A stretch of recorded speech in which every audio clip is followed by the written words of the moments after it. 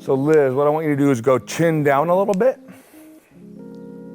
and kind of lean into the camera just a tad. All right, we're gonna go 3, 2, 1.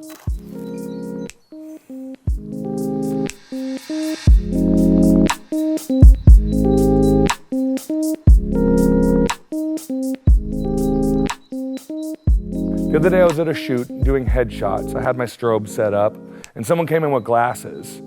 And I took a photo, I was tethered, realized I was catching glare on the glasses, and I immediately made a couple adjustments to make sure I was avoiding that glare from that point forward. So today that's what I want to talk about, how you can avoid glare on glasses coming from strobes. So I'm going to get my backdrop set up, get my strobe set up, and we'll get into it.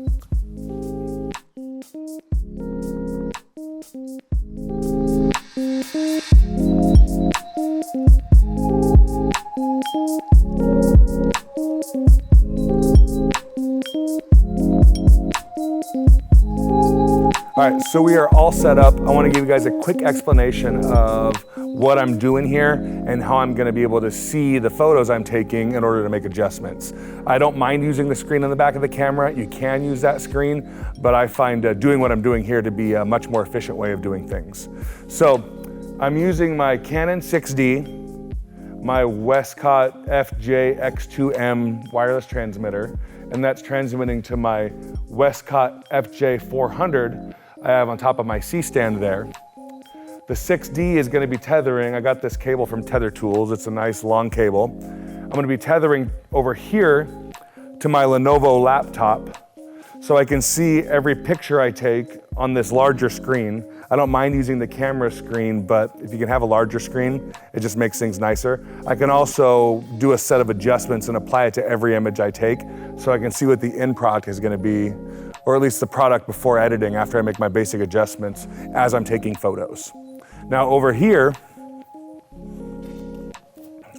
I've got a Savage Universal pure white backdrop, and I think this is an impact backdrop stand setup that we have over here, and this is where Liz is going to be sitting.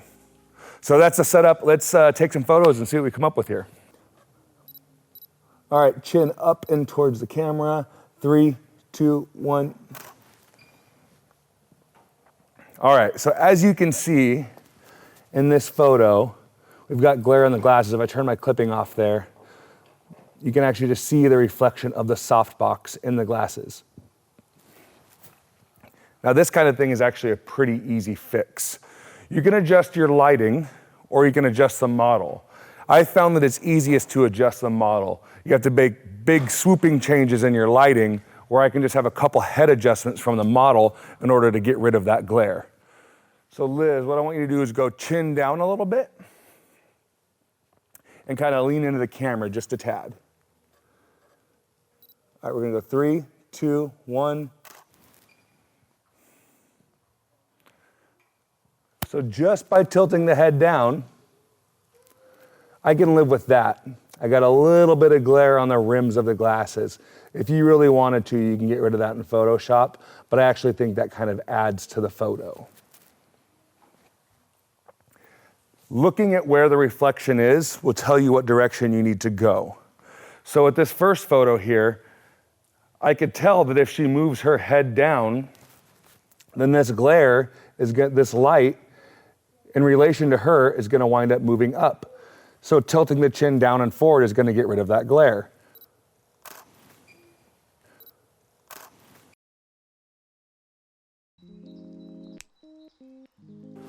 All right, so here's where you will run into a little bit of trouble. I use these C-stands. I can get this way up in the air and I can have all kinds of adjustments on this pole here on the stand. If you're using a standard light stand, one that comes up to here, maybe 6.5 feet tall, and all you have to adjust up or down is the neck of your light, you're not going to be able to get that into a position that's going to be easy for the model to avoid with head movement. Meaning everything's right at the eye line of that light, as opposed to being up high where I have some adjustments with my eye line.